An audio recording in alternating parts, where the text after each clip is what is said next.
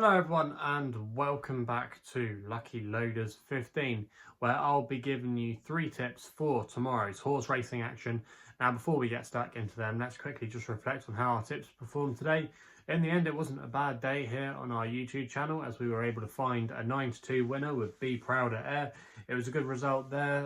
Was a little bit unlucky, I thought, once or twice in running, and I thought the gaps weren't going to come up for Be Proud, but in the end he was able to get a gap, thread his way through, and in the end he was quite a cosy winner. He had been hitting the frame on some of his last few starts, including a couple of second place efforts at Musselburgh and also as well at Ayr back in April, and he's a horse that never finds a lot and just needs a really strong pace to aim at, and he got that today. They went hard early on and he was just able to pick up the pieces in the end, and that was the first time as well he was wearing headgear today, and it'd be interesting to see where he goes next. So I think he might have a little bit more to come over 5 furlongs on the turf, so definitely a horse I think to keep on side next time out. Away from that, our other 2 tips were a little bit at the other end of the spectrum.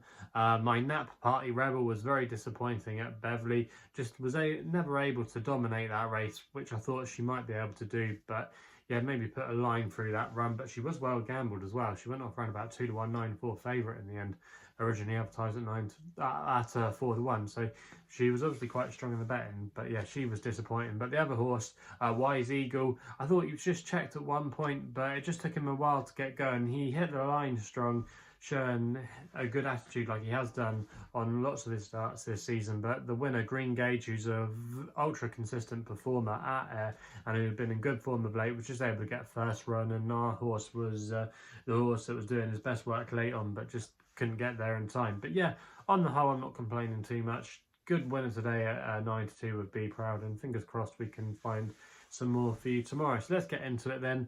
3 tips for tomorrow's racing, and we're going to be going to Salisbury for the first one of them, and this is where my nap's going to be running in the 135. I'm going to go with a horse here called Just Glamorous for David Probert and Chris Mason. Now Chris Mason, quite a small trainer, but his team are in good form, operating at a 25% strike rate at the moment, and this horse is actually down to a very workable mark now. Is now rated 77, was dropped a pound after his latest run at Windsor, and if you go back through the form book, his last win came off a mark of 78 at Salisbury, so that shows you he's down to a workable mark. And also as well, he's going to be running that course he's done well at before in the past. Now this horse will be racing on soft ground tomorrow officially, but I do suspect it will dry out. We've had a dry day here down in the south of England, and it's going to be dry tomorrow, so I think the ground will probably be at least on the good to soft side, so that will help his cause. And this is a race where they're all veterans, you know. A lot of them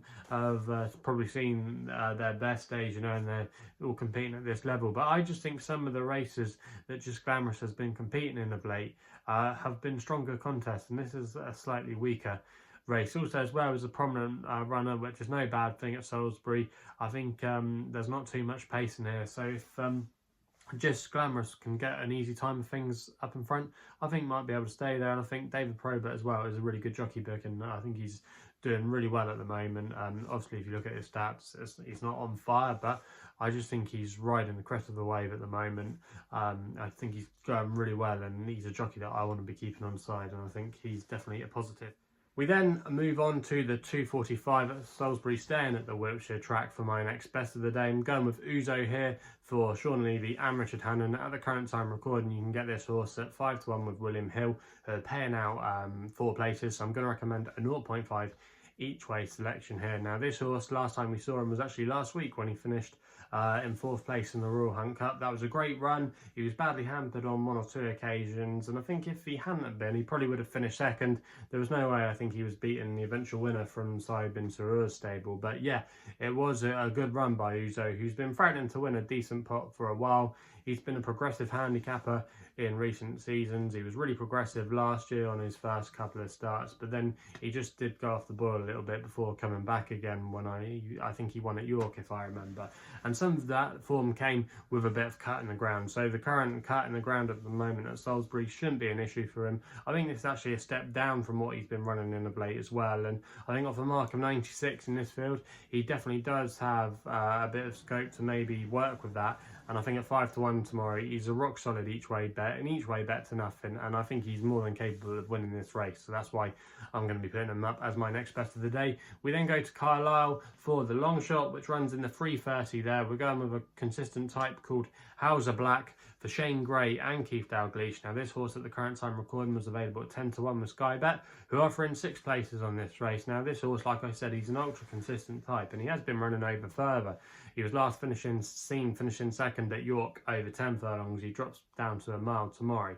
But I don't think that's a bad move at all. Last time he actually ran over a mile, he won at Hamilton when making all. And I just think the nature of the track at Carlisle could suit him. He's got not a bad draw to work from as well, and still 6. So if he can get to the front end of things, be prominent, be handy, I think he might just take a little bit of pegging back. And we know that he's still going to be finding, you hope, at the line. And he's just been very consistent. He is probably going to need a career best to win this. He is rated 85, but some of his form does tie in really nicely, including a placed effort behind Zabil Champion, who's been an ultra progressive type for Mark Johnson this season and ran a cracker, if I remember, last week at Royal Ascot. So he's got a lot of strong form lines to his name. And I think at 10 to 1 with 6 places on offer, if those races haven't left a mark on him, I think he's got a great chance of going very close. So that's why I'm going to be putting him up as my long shot of the day.